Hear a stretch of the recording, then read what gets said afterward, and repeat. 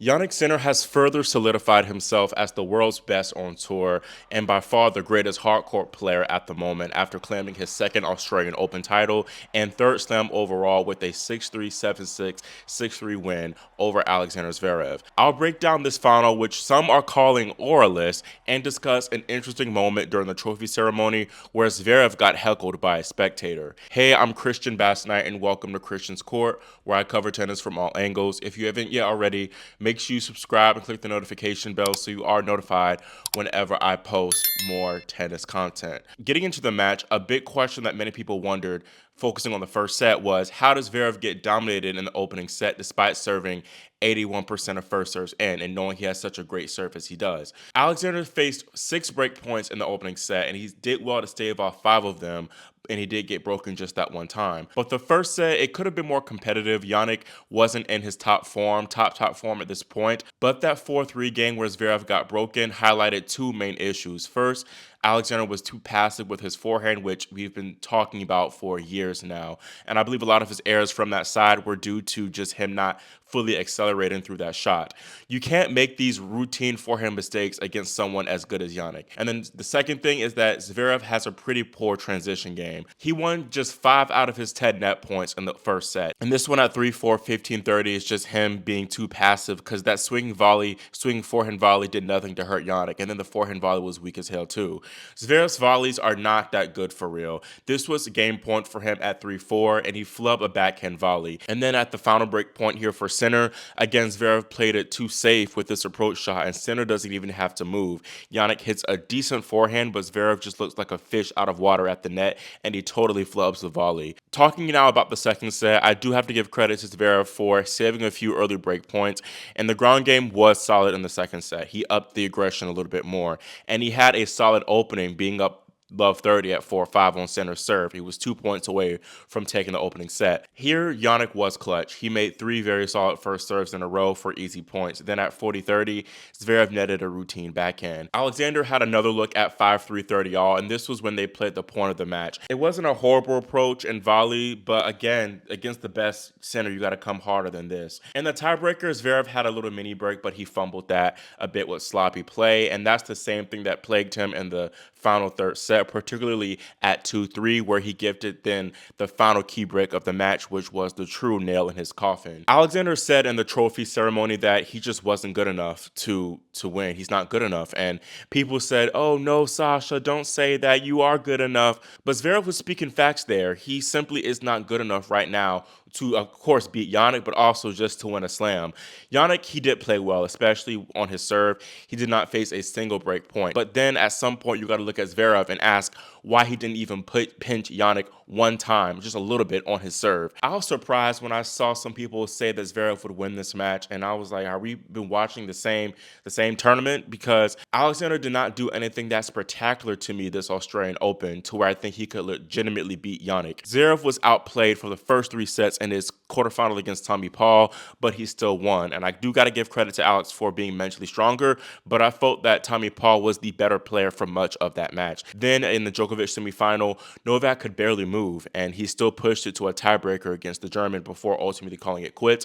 And again, Zverev just never impressed me. The question is, will he win a slam? I think Alex has a solid enough game to take advantage of that opportunity that he had and to get to the final, but beating a player, again, like Sinner or even an Alcaraz in a final, slam final, those chances are not great. Him and Taylor Fritz, I feel, have the same chance and prospect of winning a slam, in my opinion. Maybe Taylor has a little bit of a better shot because he first owns Zverev in 2024, beating him 3 times in a row, and then 2, he pushed Jannik more in that U.S. Open final, even though, again, it was a straight sets loss for him. But even Zverev, being the world number 2, he has clear issues and holes in his game. The transition of volleys and the forehand I mentioned before, but also now he has mental scar tissue, which seems to be getting worse and worse with each big loss. This Australian Open loss might have hit him the hardest because unlike the last 2, he was comprehensively outplayed.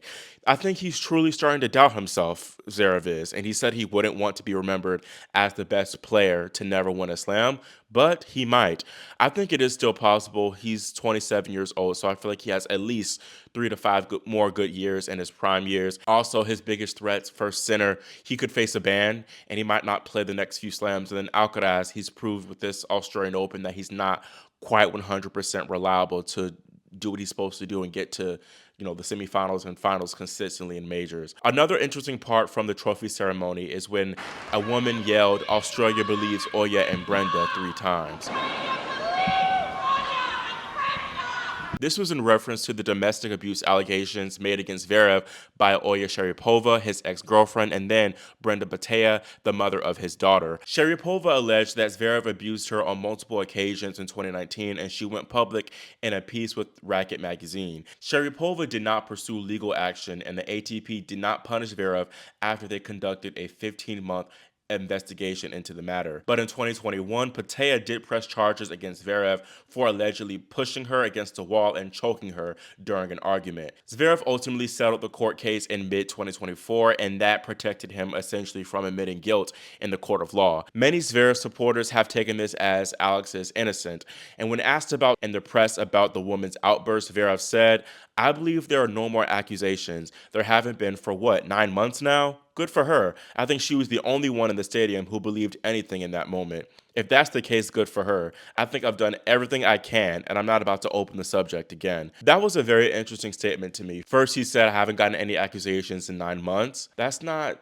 something you should necessarily brag about, that you haven't gotten accusations of assault in 9 months. That's a little weird. Anyways, also Zverev saying she was the only one in the stadium who believed, I guess, the allegations is very interesting to me, and it tells me that he feels most people essentially don't believe those allegations. To be honest, he's not entirely wrong. I say this because while there are people who are vocal about their disdain of Zverev, especially on tennis Twitter, there's also a decent chunk of people that either support him or they just simply don't care enough about the allegations to be actively against him. Judging from the amount of support Alex got online when he was crying about losing yet another slam final, those allegations really aren't on a lot of people's minds. Even Novak Djokovic said after he retired that he was going to be rooting for Zverev to win the title. I personally believe Oya and Brenda. I'm not telling anyone else how to feel, but I do suggest that you read Ben Rothenberg's piece on this when you get the chance. Also, by the way, the woman who shouted out during the speech was escorted out by officials, but according to Ben Rothenberg, on bounces, no arrests were made by the police. Now, back to the tennis, I gotta give Jannik his praise. He's the first Italian to win 3 slam single titles. He's the first man to defend their maiden slam since Rafael Nadal did it in 2006 at Roland Garros. He's also won 21 consecutive sets against top 10 players, which is the most of this century. And most importantly, he's the first gender to win 2 Australian Open titles since Serena Williams in 2005. Anyways, in all seriousness, since October of 2023, Sinner has been on another level. He's won 90% of his matches and won a whole bunch of titles, including 3 slams, 3 Masters, 1 ATP Finals, 2 Davis Cups. It's just unbelievable. And this final to me proves that Jannik is just simply too good for like 99.9% of the field. He showcased impeccable athleticism, and that could be credited to his skiing days, but his ability to just fly around the court and hit as big as he does makes him so difficult to beat, especially on hard courts. Even when Zverev did up the pace on that forehand or backhand at times, Sinner was still too solid. And Zverev said himself that Jannik reminds him of peak Novak Djokovic. I think Sinner is a little bit more aggressive than Novak is, and he also has a bigger serve, slightly bigger serve. I think Sinner could be an all-time great for real, and I think he has the potential to continue his dominance on clay and grass as well. I think the grass suits his game very well. He's going to win Wimbledon in the next few years, I feel. And he's still very good on clay as well. He made the semifinals at Roland Garros, losing to the eventual champion Alcaraz in 5 sets. So watch out. That's all I got to say. Of course, what we do know for certain is that Sinner is simply too good on the hard courts. He's now won back-to-back slam finals in straight sets too, which is unbelievable. Now, I heard complaints that this was a very auraless Australian Open final. I heard the same complaints about the US Open final between Sinner and Fritz, and this Australian Open to me was a little bit more auralist compared to the US Open, and it didn't even feel like a slam final to me. And it's crazy because it was #1 against #2, but it didn't feel like that at all. It's not all on Sinner, but he doesn't have, to most people, he doesn't have that same aura of a Carlos Alcaraz. I don't think it's anything about his game because I'm very entertained personally by watching his tennis. I think it's more or less about his personality. I'm not saying he's boring, but Sinner just doesn't show much on the court. Whereas Alcaraz, he'll, get the crowd pumped up. He'll intentionally try to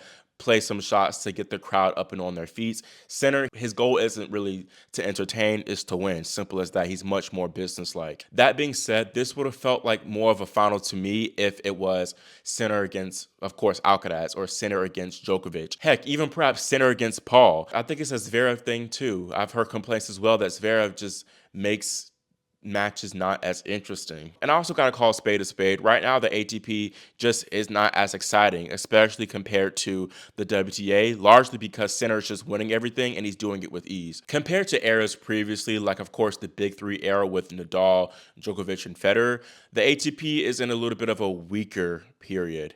And it's not like it's a bad period because the Big Three was a phenomenon. Like, I don't think we'll ever witness something quite like that of three all-time greats going at it consistently like that. So I feel like we have been spoiled a little bit. And it's not Jannik's fault too. The players simply just got to step their cookies up and match him and match his intensity and level. Overall, Jannik's dominance, I think, will be a net positive because it'll force the other guys to raise their levels just to have a chance with the guy. And a big takeaway from this final two is that I initially thought that Zverev would be one of Sinner's biggest rivals. Of course, he tested Sinner a lot in the Cincinnati semifinals, but I've had to think back and remember that Sinner didn't play that great in that match at all.